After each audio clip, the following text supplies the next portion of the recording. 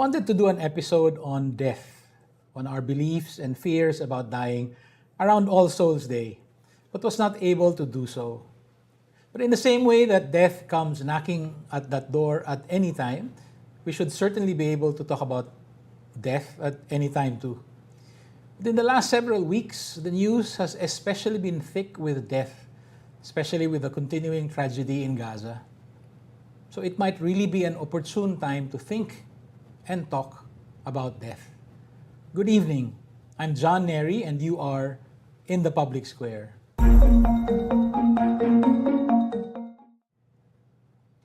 We are joined tonight by Dr. Remmon Barbaza, a professor of philosophy at the Ateneo de Manila, an expert in the philosopher Heidegger, and who once taught a course on the philosophy of death. Good evening, Dr. Barbaza. Thank you for joining us in the Public Square. Good evening, John. Thank you for having me. This is an unusual topic, but let's get right to it. Why are we, or most people, uncomfortable talking about death? Yeah, I think it's not just for us Filipinos. I think it's universal. No? Death is often messy. It's unpleasant. It's usually associated with pain, with hurt. No? It's a difficult moment in our lives. So it's something that I think, understandably, we'd rather not talk about, or even, discuss or plan for. Is that something that is relatively recent in human history? Or, has there been a time when people were more open to talking about? I think it's not just about this generation. I think throughout history, I think we could safely say it's universal across space and time. No? This apprehension, anxiety, before the prospect of death. No? I understand that in your philosophy classes, you find yourself eventually talking about death, whatever the course is, not just the philosophy of death course. Why is that? I actually didn't even realize that until I was telling you that I had a student this semester. This semester I'm teaching philosophy of photography and philosophy of language. Okay. And then a student approached me after class and said, "Sir, I'm just wondering, why do you talk a lot about death?" And I was, in a way, I was caught off guard. But then looking at at least these two courses, in the philosophy of photography, we read Camera Lucida by Roland Barthes, and he said, if we are to talk about photography on a serious level, it has to be discussed in relation to death. And then language, of course, since I studied Heidegger, so we had to read On the Way to Language, and Heidegger also was known for this book, Being and Time, and half of that is about death, being towards death. That to be human is to be able to come to terms, to embrace the fact that we will come to an end one day. So our authenticity, our being human, is closely tied really to the acceptance of our mortal nature. And then I taught also philosophy of technology before, and I had a student writing his thesis, rushing to me one day, and then, "Dr. Barbaza, I now know what's behind the modern technology." I said, What? It's the denial of death. So somehow, without my deliberately planning, somehow my courses, somehow touch on death. We'll touch on the denial of death Yes. through modern technology in a bit. But gusto kong balikan yung si Roland Barthes talking about, okay, if you are serious about photography, you need to talk about death. Why? That's Roland Barthes made this thing, no? And we're talking about the photograph, as we understand the photograph as our attempt to capture a moment. Okay. And the moment is always a fleeting one, and the fact that we say we try to capture, we capture something that otherwise we know passes away and will never return. And all this coming to pass, things don't remain. Ultimately, will lead towards our understanding and our confrontation or acceptance that we too will come to pass. Our lives will come to an end one day. In the course I teach on media and politics, we take up Susan Sontag. Okay. And, not the entire book, but the first essay in her book on photography. Tapos doon, pinag-usapan din niya na, the way I understand her is that she's actually offering paradoxes in thinking about photography. No? So for instance, sinabi niya, the photograph incriminates. Yeah. Like if you have, something that shows, okay, this That's person right. went inside this bank at this, the time they robbed you. Yeah. But it also, the photograph justifies. Right? So it could also be, so wala ako dun. So yung ganong klaseng. So there's that paradoxical nature, no? Or dynamic. That's right. Doon kaya kay Roland Barthes, yung pag sinabi niya na kailangan pag-usapan yung death, no? Sa photography. Yeah. Was that half of a paradoxical dynamic o? Yeah. Kay Roland Barthes kasi, he says every photograph has a studium and a punctum. No? So it's these two terms now. And the studium is just, the cultural, the historical context. You look at your photograph when you were 5 and you see, we used to drink this, we used to eat that. There are many things that can be gleaned from a photograph, culturally and historically speaking. But the punctum, he said, the punctum is what hits you, what wounds you. And while studium is something that can be shared, it's subjective, the punctum is yours and yours alone. A photograph can hit us differently. So I tell my students, tell me what your punctum is and I'll tell you who you are. And when we look at our photographs when we were kids, it's different looking at it now, 10 years hence and 20 years hence. Each time you look at the same photograph, it's different. So the photograph has its capacity to pierce you, as Bart said. What about, let's move to Heidegger and language. I've always had a hard time with Heidegger. I think everyone, including myself. He's a very difficult thinker. Yeah. It's a kind of dying also. Yeah. But what did he mean, yung being unto death? Being towards death, yeah.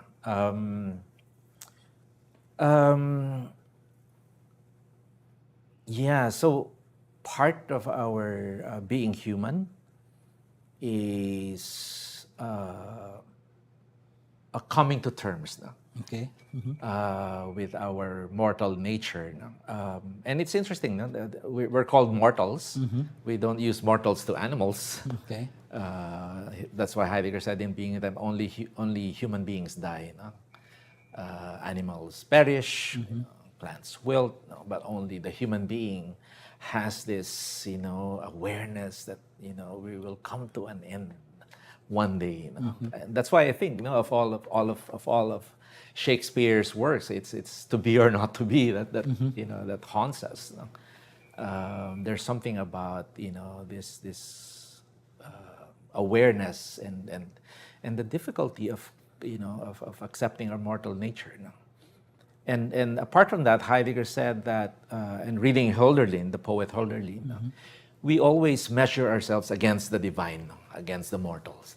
So that's why the fascination with superheroes, Batman, Spider-Man, saints, heroes we look up to. I think it's an aspiration to transcend our mortal nature and to be Superman, as it were.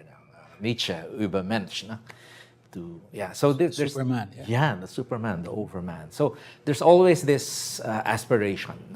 We measure ourselves against the immortals, and therefore we call ourselves mortals.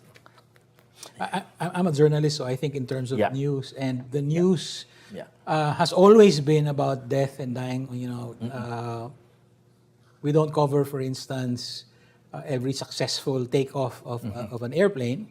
Yeah. That's not news. Oo nga. Yeah, yeah, But yeah. when a plane crashes, that is news, right? That involves Yeah, death, destruction, Yeah. and so on. But especially, I've really been concerned, and I think I don't think I'm overreading this, but marami sa atin ngayon nababahala talaga sa situation sa Gaza. Parang wow, look at all those children dead, Yeah. and then at the same time you also don't want people to turn on Jews just because they're Jews, right? Yeah, I mean, yeah. it's a so there's a lot of death and dying in the Yeah, news yeah. these days. How do we bring down all this what we've learned from Barthes or from Heidegger or from other thinkers? How do we bring it?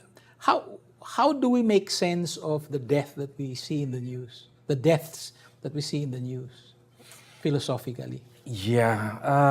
Again, you're right. No, we're bombarded with news about dying and death that it can desensitize us. Heidegger would say there's a flattening of the event. No, we think of death the way they, no, the way they. With a capital T, the they, the unknown, the anonymous they, as they say, this is how they do it. So this constant bombardment of news about death and our knowledge about of the death of our loved ones or friends, um, uh, all this does not assure that we ourselves individually, come to terms with our own mortality. The reverse can happen, which is to say that we sanitize, he said, we tranquilize. Death, as Heidegger would say in Being and Time. We flatten the event of death instead of owning it as really the most important event of our lives is our coming to an end. When we say a person died a good death, that's equivalent to saying the person lived a good life. Because if you think about it, between birth and death, we have no authorship about our birth. We didn't choose about the circumstances of our being born. But the way we approach our end is ours and ours alone. So we have authorship about our coming to an end. So yun na nga, I like that expression, the person died a good death, or grew old gracefully. Yeah. So yeah. Since 2016, we've been tallying and talking about extrajudicial killings. I guess part of the effect is what you talked about, some desensitization. Yeah. We become numb. No? Yeah.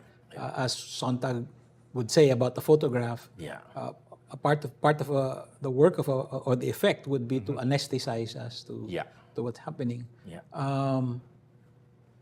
How else? We've been grappling with this, and up to today, there are still deaths from the so-called war on drugs. There's only one source now for these statistics, the HAS, but it's still happening. Again, how do we reckon with that philosophically? How do we make sense of all these deaths? Yeah. To me personally, the opposite of being desensitized, to being made numb about our dying, is to become aware of life as a gift. So between this moment and our end is a life that is to be lived, and that everyone deserves a shot at life. And therefore we need to protect our freedom. We need to protect our the spaces, the opportunities for for everyone, to be able to live their lives, as fully as they can, however short or long it may be. I like the way Socrates / Plato put it, not life, but a good life. He said that when he was about to be executed, and his friends wanted to bail him out, and he said, "Don't worry, don't worry. It's not so much life, but a good life." And so that's what I was hoping, that with the AJ case, the cheapening of life, ganun lang, no. And in so many ways, the way the AJ case have really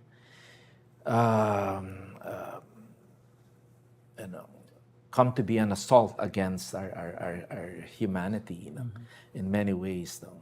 But we can resist that and turn against that and make that as an opportunity for us, to recognize human beings, that everyone deserves, a life. No one can say his or her life is of more value than another's, and therefore we have to come together and work together to protect, the opportunities. I think justice really is about giving equal opportunity to everyone, to live the lives that they want for themselves, without as little hindrance as possible. I think one of the things that really that's philosophically painful about the Duterte administration was the former president's statement or series of statements essentially classifying the drug addict as, in his words, no longer viable as a human being. Which is like, wow, that's a... So that's a death sentence, right? Exactly. In his... Yeah. I was going to ask a question about Gaza now in relation to EJK, but I'll move that a little bit. I want to go back to the original moment when I thought I wanted to talk about death on this program, and that was in time for All Saints also. That's right. Yeah. What is it that we do when we remember our loved ones who have died? What is involved there? And what happens to a person who, if that person has no one who grieves for him or her? I mean, no one who remembers. I mean, can we talk a bit about that? And you've written a few commentaries about remembering and so on. Can we talk about that? What is it that we try to do, that we want to do every time we go to the cemetery and remember the dead? Yeah.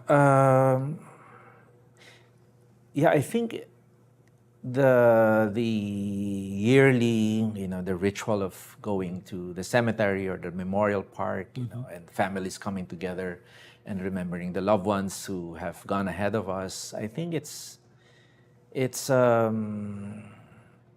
remembering at the same time an affirmation of the gift that we receive through our friends and loved ones who have been part of our lives and somehow remain with us.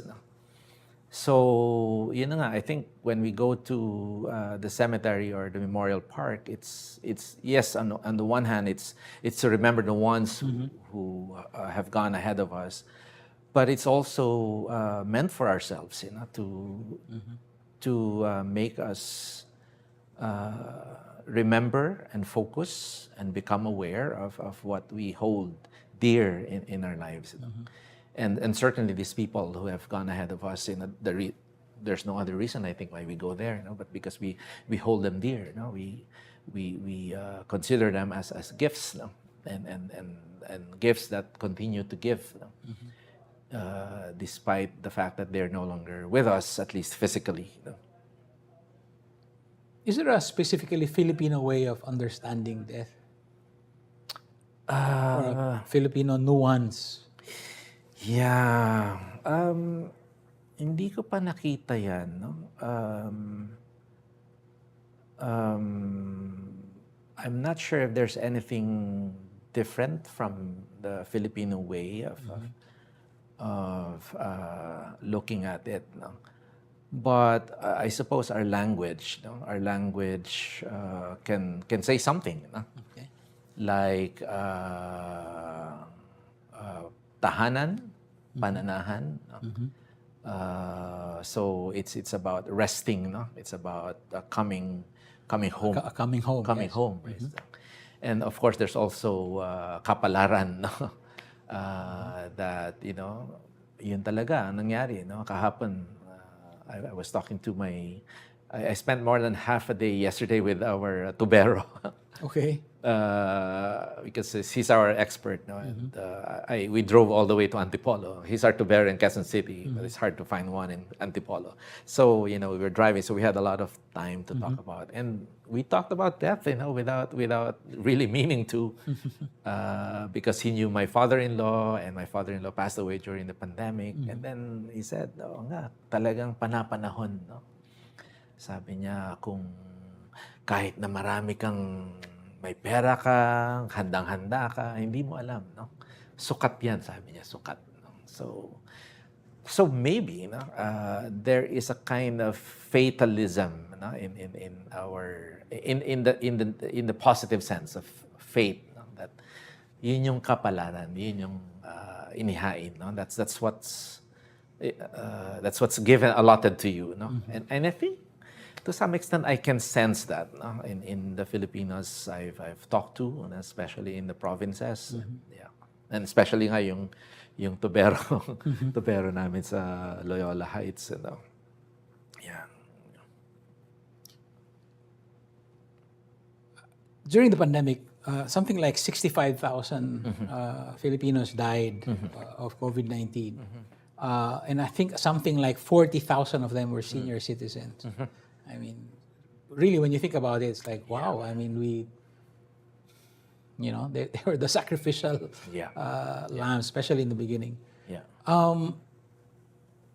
It might be too early to tell whether there has been an impact on the way we understand death because of what happened during the pandemic. All these deaths, many of them senior citizens, many of them we could not even visit, go to the wake of. Yeah. So it might be too early to tell, but if you were to think ahead, how do you think that would that have changed the way we view death? You mean the pandemic? How? Yeah, this surge in deaths, no? And the circumstances of their dying, and then of us not failing to be with them, and so on. Yeah. Oo nga, no? It has been really difficult for many people, from my family, for instance, and I've known friends, who's a friend of mine, a colleague from Ateneo. His mother died and never even got to see her, hindi nakapagpaalam, and it's a story that we hear over and over again, no? And I think it will still take some time for people to, I won't say get over it, no? But to come to terms with this experience of widespread, death and many loved ones and friends, But again, my hope is that will spur us precisely to think about ourselves, That's why, I in my classes I keep going back to Hopkins, Spring and Fall. Margaret, are you grieving? And the last line, it's Margaret you mourn for. So in the end, we have to think about ourselves. And you find that in the Christian tradition, in the crucifixion, the Son of Man himself telling the people, "Don't worry about me, worry about yourselves." So it really, this is one difficult part in Heidegger's philosophy, that when we die alone. Even if you're surrounded Well, by, yeah, nobody does your dying for you. that's right. Even if you're surrounded by your loved ones, you're on your own. And that's very difficult to understand. But if you think about it, again, even I keep going back, the Son of Man experienced his Father forsaking him, right? He felt so alone.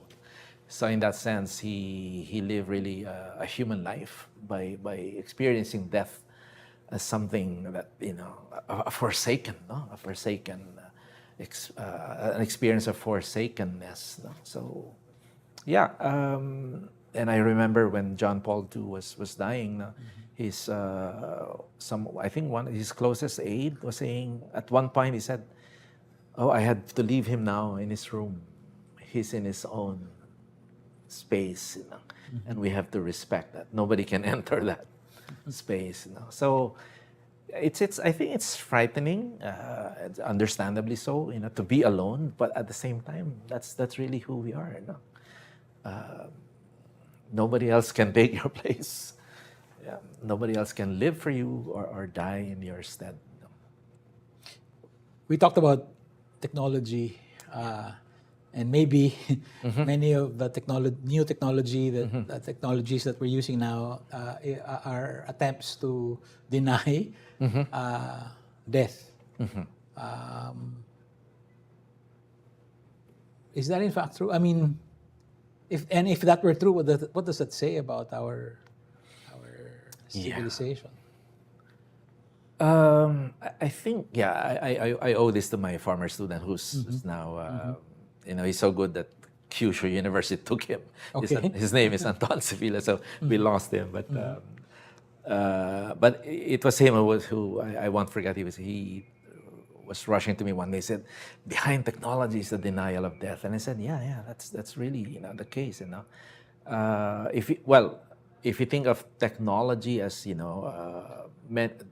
ways and means and methods of prolonging life, making things comfortable for us, of course you have stem cell research, ways to add years and years, but there is an end to that. We can have this or that medicine, wonder drug that can add years, but still there will be an end. So if the technology is... So it's not a denial, but a deferral. Well, deferral is the denial. You're pushing the... That's right. Well, when we postpone, we're denying what, in a way it's a tactic, right? I think that's what they say also in people who are habitually, tardy. It's not about time management, but about an avoidance of whatever that is that you keep postponing. So it's really, deep down a psychological, spiritual. So technology has a lot of age-defying products. Defy your age. 60 or 70 is the new 40, mga ganon. And we, but if it prevents us from reflecting and accepting, coming to terms. In all simplicity, this is not about a morbid preoccupation with death, but a simple acceptance, that we will die one day, and live our lives as best as we could, knowing that it will end. It's not just technology; it's also a mindset. Like for instance, YOLO, you only live once. Yeah. FOMO, fear of missing out. I think I've discussed this with my student. YOLO is an inauthentic way of confronting death, and even being I'll go bungee jumping. Okay. I'll do all this daredevil acts. Anyway, we will die one day. That's still a denial of dying. Because in a way you're rebelling. Okay, I will die one day, but I will do what I can to overcome you. Instead of just a simple, it will come one day, but until then, I will try to live the life I want to live. Yeah, so that's what I meant, this by this fatalism, fatalism in the sense of I accept what is allotted to me. If it's my time, then it's my time.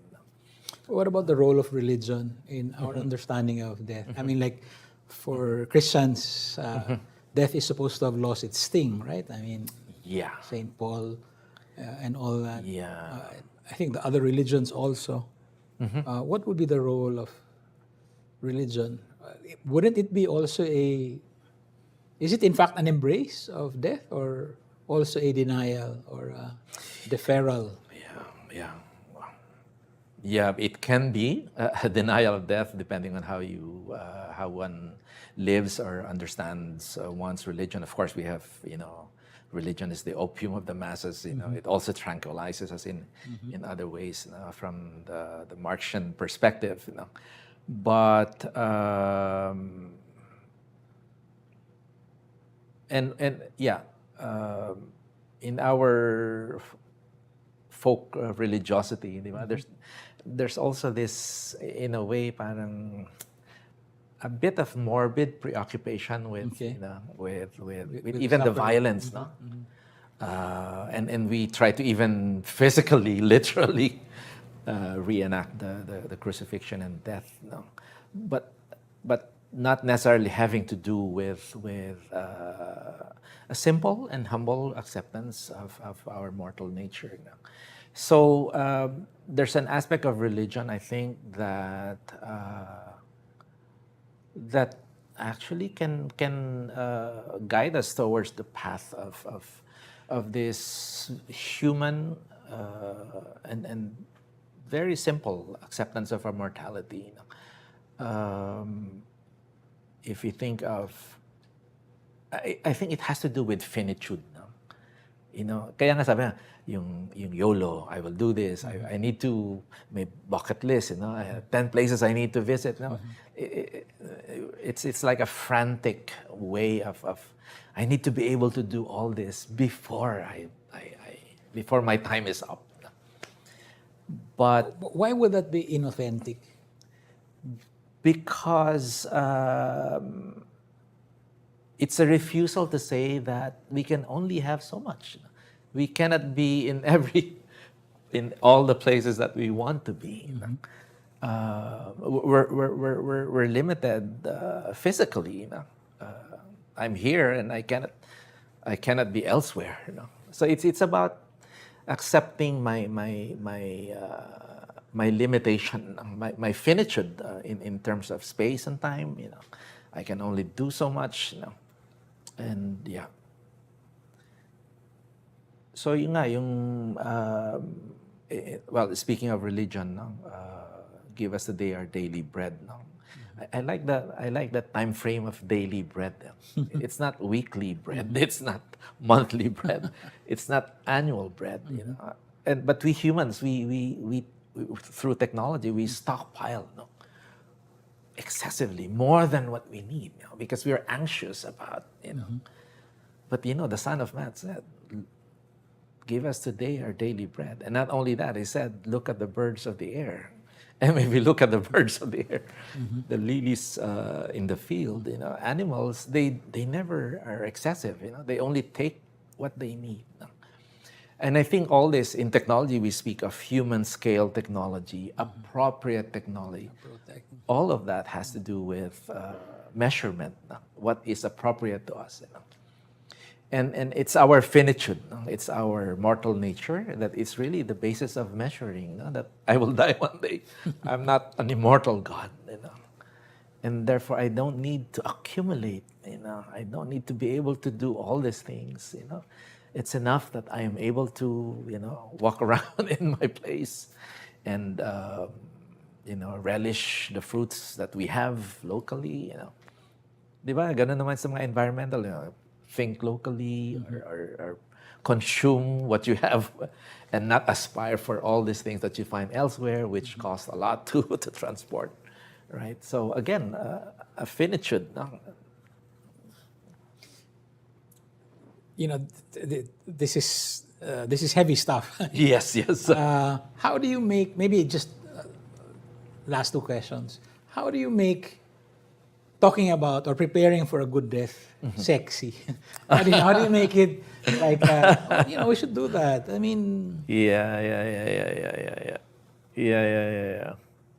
Well, maybe it's to begin with, it's not really sexy, okay. but it's.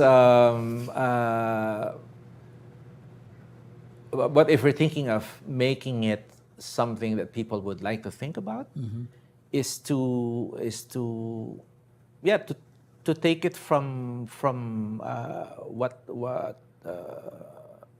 what we find interesting. For instance, superheroes. Okay. Well, why the fascination with this, and take it from there. Or movies about I'm sure there are a lot of movies that deal with. We just finished watching last night. All the light that we cannot see, beautiful. Again, you have death there, you have war, you have limitations, finitude, and I think if you really look at it, every story, every work of art, every song, every painting, ultimately will have something to say about the fact that this is our life, that it's finite, it's limited, and we want to give it the best shot, and we want everyone to have the same. Maybe I can end with a very practical question. Yes. Are there specific practices that we can turn into a habit that will allow us to be more reflective of how to live a good life and have a good death? I think in some religious traditions, you have the memento mori, a reminder.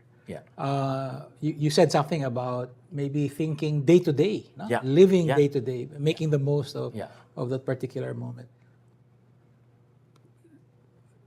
Can you recommend other practical exercises or habits?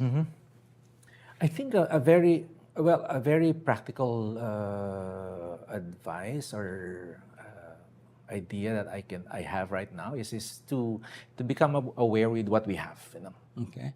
And I think of the body, for instance, you try to walk every day, and you will see your knees changing through the years, and that should give you an idea, that will hit you. I'm not able to climb the stairs now as quickly as 2 years ago, and that means something.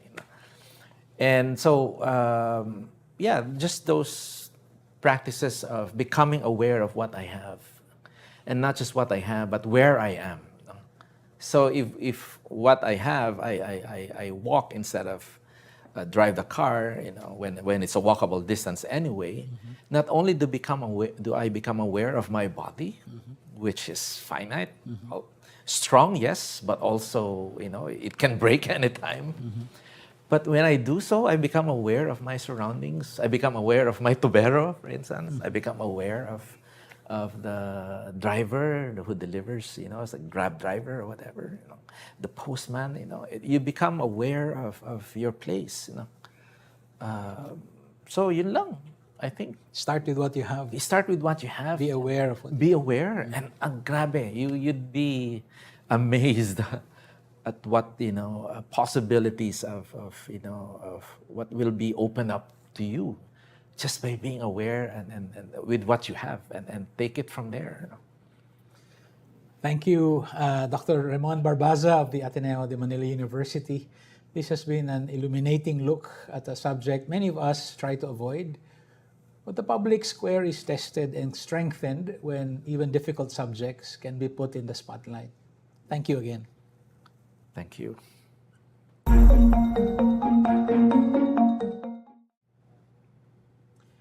That's it for us tonight. As always, the next step for engaged citizens is to make better use of life by taking a more active part in rebuilding our democracy.